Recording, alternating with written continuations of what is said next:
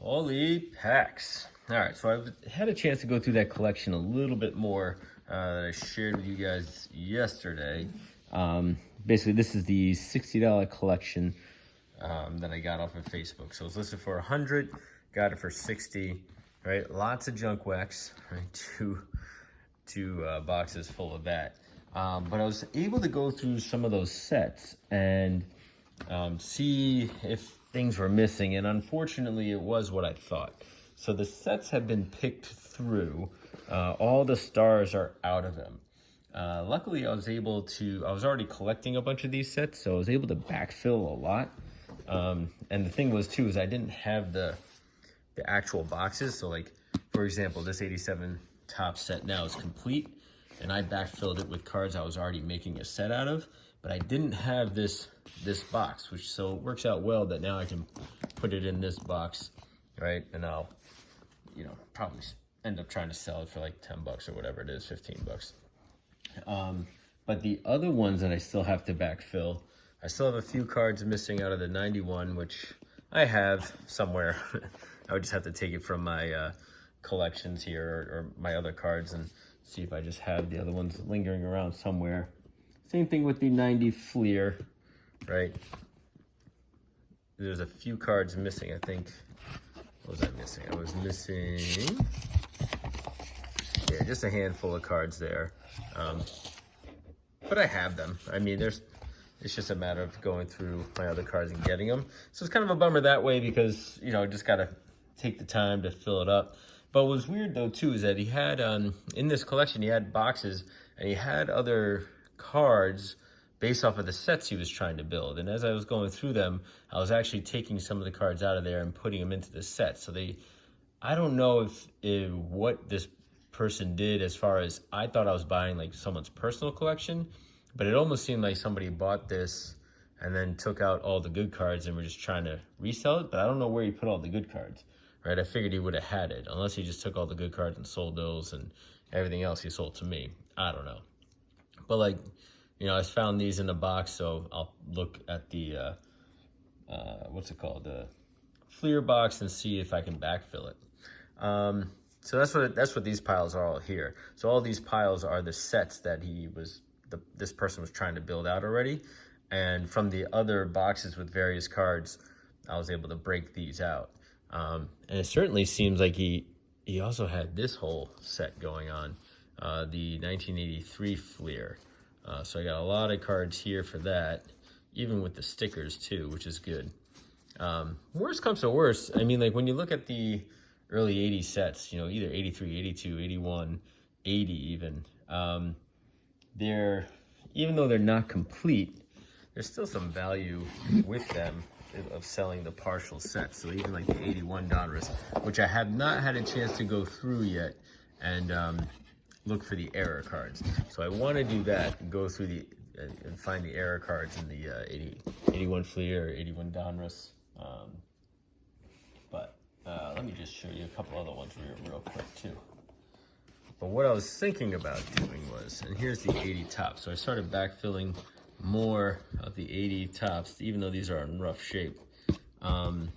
Looking at this, you have close to probably 400, 500 cards out of the set. But taking in the bunch of 80s cards that I already grabbed loose in the bin, there was a bunch that I was able to backfill. But even if I can get just a pile of these, and then like, even though these are all common for the most part, I think there was like a Lou Whitaker in here. Anybody else? Was there a Raleigh Fingers in there, or was I mistaken? Nope. I can turn around and sell those. And so I'm not so worried that the sets were incomplete because, one, they weren't really big dollar sets to begin with. I mean, it would have been cool to get the 1980 top set complete, right? You can pull a Ricky Henderson rookie out of there, or he even had the 83 Donruss. Would have been cool to have the Tony Gwynn and Ryan Sandberg. So from that perspective, it's a little underwhelming. But what I'm hoping is he's got this big box here full of cards, and there's some good ones in there.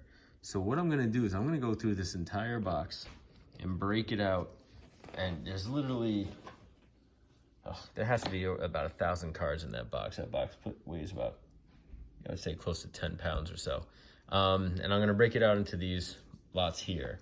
And then I'll pause the video and then I'll show you the good cards that were in there, if there are any, and then show you, kind of how I broke it out at the end, because I think it would be kind of boring for me. Well, not boring for me, boring for you guys to watch me go through the whole box, especially if it's mostly commons. But if I can just go through this box and then show you the highlights, I think that'll work out well. So I'm gonna pause this video now, go through this, and then come back and show you the highlights. And I'm back. All right, so we went through the collection, as you can see here. We went through, sorted it out into piles, just by year and brand. So it was a little bit what I expected. I think some of the incomplete sets some of those cards were taken out and put into that box for some odd reason, but still a lot of kind of key players missing. So let me show you just kind of high level some of the cards I was able to pull out of there. So got some good stars from the was the 82 or 81 Fleer set, right? The kickoff set. So pretty nice to get those, but these were sitting in the box. All right, so I'll put these into the set that we have, because I think they were missing from the set. So we'll add that to them. Not the best condition card, but a nice 1980 highlights here, Brock and Yaz. Some Drake's Cakes cards, Kenny Lofton rookie, random. You got Deion Sanders and David Justice. I think it was 91, not 90, so not their rookie year. Willie Stargell and Ron Guidry, Carlton Fisk, more Rod Carew, and then Steve Carlton looking like he got amputated there, but but some other Hall of Famers. So this pretty much is basically what it was, the kind of cards that were in there. So kind of fun in the Jim Thome rookies. So kind of fun to get those cards, but nothing huge, no big names, no big rookies from the early 80s. But in those sets, let's see, this was the one Reggie Jackson card, which I think we looked at already. But what else was there? There was a couple other interesting items. So one thing I came across was we had a bunch of these, there were a bunch of these pre-rookie cards. So this is the AA or AAA, was it Pro Line or Line Drive cards, and I saw this Danny Heap card, and I was like, there's no way this is a pre-rookie card for him in 1991, because I know he had played for quite a while before even going down to wherever he went, the Vancouver Canadians. So he must have been rehabbing or, just trying to make a little bit of a comeback or something, because I had this rookie card of Houston Astros Future Stars, and there he is there in 1982. And then going through the sets, there's a 1981 Donruss card for him. So I think his true rookie card obviously is that one, but this guy has as many rookie cards as Cal Ripken Jr., but I never saw a pre-rookie card come out 10 years after the guy's already played in the majors. So I guess that's all they called it, was pre-rookies, no matter who was there. But thought that was interesting. The other interesting thing was a couple of sets before I go into the error cards. I saw these kind of cards in the card shop that we went to, that Wax Packs and I went to. I saw these cards being sold individually, and as you can see, a bunch of Roberto Clemente cards, all the old stars, but I don't know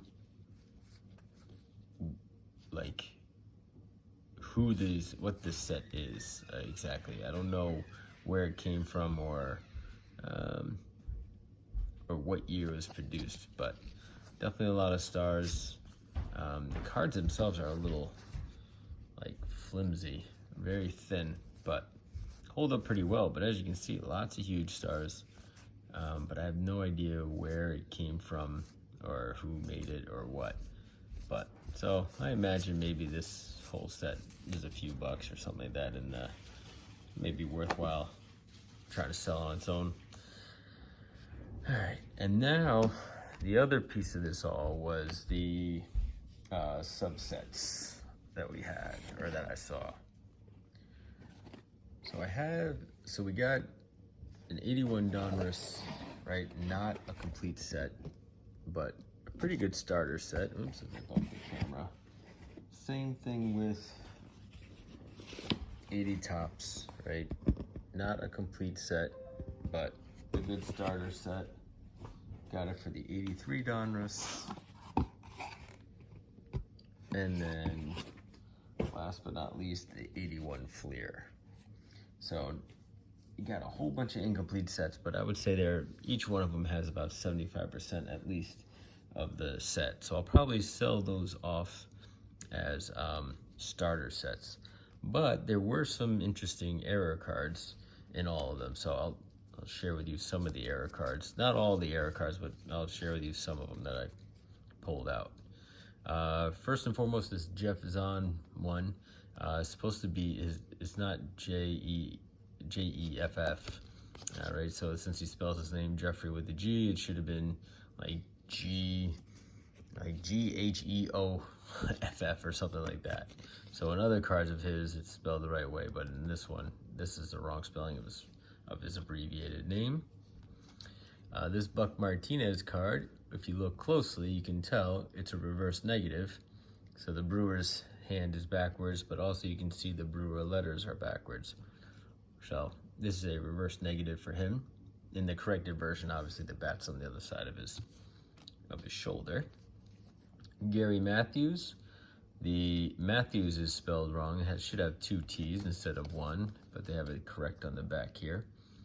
So, not giving Gary Matthews Sr. his proper due. This one is the backside here. It's missing the third base for some reason.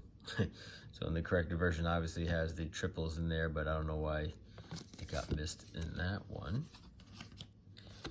This Vern Rule card, this is not him. It's somebody different. I forget who it was, like a Ken somebody, I don't remember the name, but this is not you. This is a totally different guy. So if you get the corrected version, it's definitely a different card. Rennie, was it Stennett? Is that how you say his name?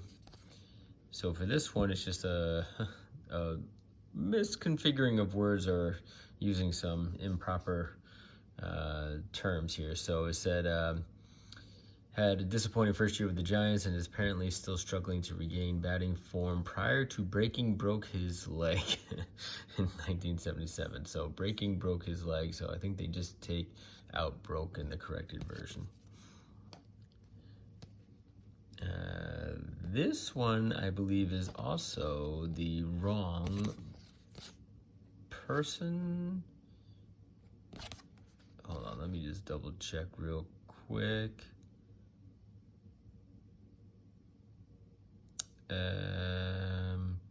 Oh, nope, this was just... So in this one, it was moving up to the minor league system. He hit 350 and knocked in 116 runs.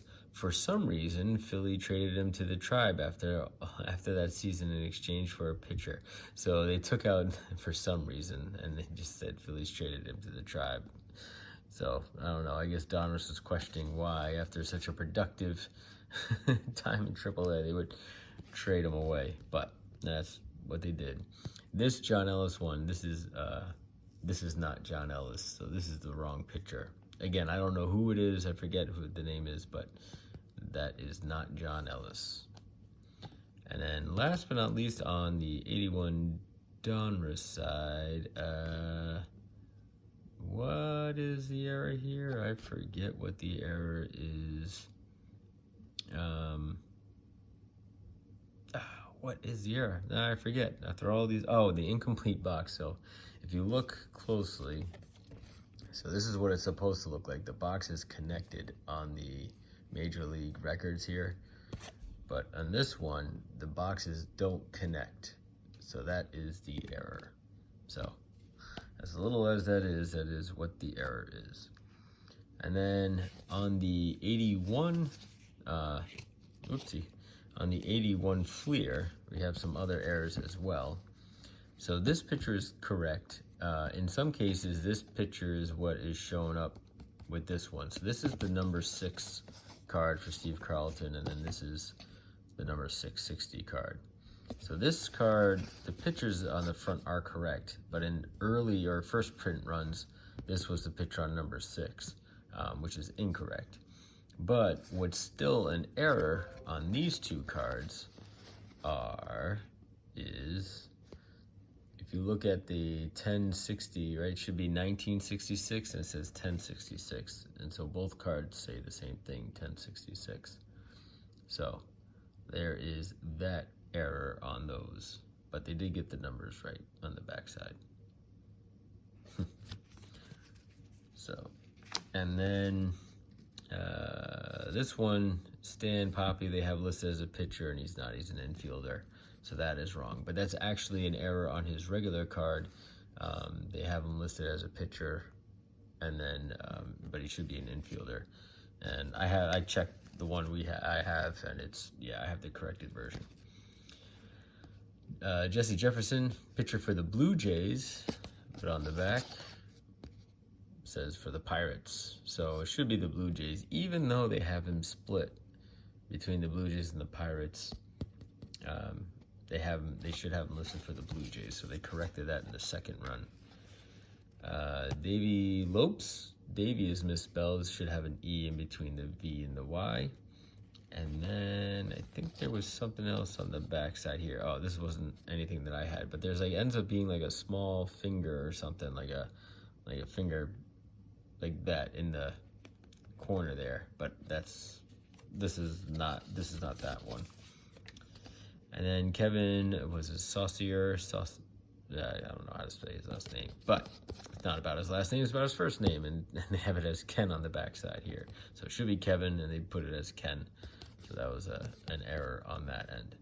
But there were some other big ones, some other big errors that I didn't have from this set, and namely some reverse negatives that I was looking for, and things like that. So didn't come across those, but overall, I mean, I got a bunch of starter sets. I mean, look at in this stack behind here are all 1982 cards. So I got a good starter set going here, right? All these cards. So probably close to 400 or 500 cards for the 82. Still got a bunch of doubles for the 80, even after going through that starter set. Got a whole stack of 81s over here. And then this is the 80, what is this? The 83 Fleer. So got a whole stack of them, about 400. So a lot of good starter sets for these years, but I don't think I'm gonna get, none of the big rookies. So I'll probably sell those off, make some starter lots and things like that, and that's gonna be the way I kind of claw back my money for this one. So again, this was 60 bucks all in. Was listed for 100, got them down to 60. I would say it was picked through. I had to backfill a lot of the sets that I did complete, and if I want to complete these other sets in the early 80s for the Fleer and Donruss, I'm gonna have to backfill them with stars as well. So, I might have the inventory for it, but ultimately I don't think I'm gonna spend my time and do it. But I think I could get my money back with some starter sets and work it back that way. So, but overall too, I was kind of looking to see if there's any giveaway cards in here, and I didn't see anything too great. But if you saw something that you think might make a good giveaway, I could always put it aside and try it for a future date. But ultimately, I think I'm just gonna try and make some small lots here, some starter set lots, and throw those on eBay and see how it goes. But all right, that was it. That was the $60 collection for this one. I still got that. I still got the other one to go through, and I have the other collection that I got to make some videos for. So I got next couple weeks we'll be having some videos on some collection breaks here. So stay tuned. All right, guys. See you.